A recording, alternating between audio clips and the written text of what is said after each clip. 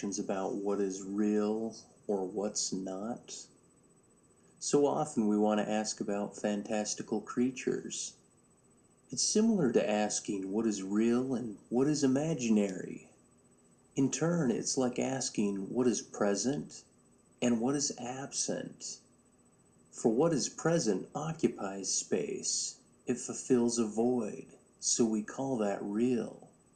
Where what is absent makes way for that which is not present, and we may call that absence non-real.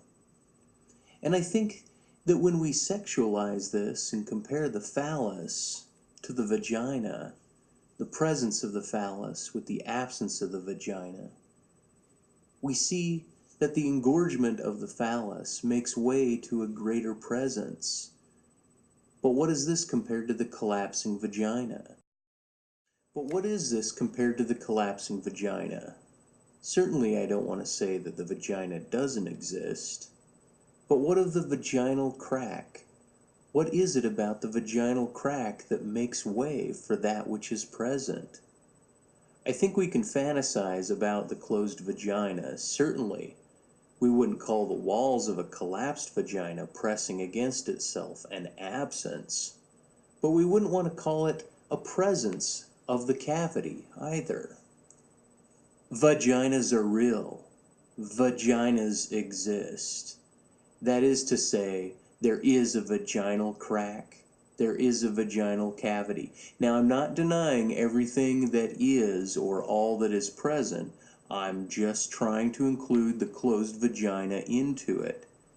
That is, humans dwell in a sort of vaginal cavity. Now, if you Google search vagina, you're going to find something. Now, there is a vagina that makes room for something or anything you would find. Closed vaginas exist. Now, I'm going to make the argument that closed vaginas do not exist. And what is someone going to do to counter that argument? Are they going to say that closed vaginas do not exist?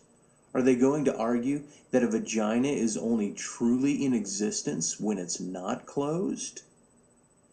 There is a grand cover-up, a grand cosmic conspiracy all about vaginas, fully hidden, always remains partially covered up. Now, admittedly, one cannot find an opening in that which is closed, unless they stumble into it. Vaginas hide themselves in order to show what they are not, a phallus. A penis can only come into a vagina when it is being all that it is. The vagina had to upsurge into reality to include room making nothingness, a gap, a lack, a crack, a fissure, all so that the vagina can be for itself rather than just having a phallus in itself. To speak of possibilities is to speak opening the vaginal crack into a cavity. How can a fully positive or present set of conditions like a phallus, one's sure materiality and actuality, disclose a lack, like a vaginal cavity from its crack? We have an idea of genitals that refers to genitals more generally, despite the fact that every genitalia is absolutely unique.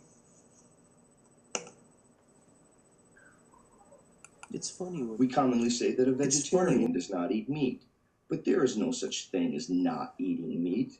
There are only the actual things one does eat. Someone could watch and document all that a vegetarian eats, and we would never find the act of not eating something.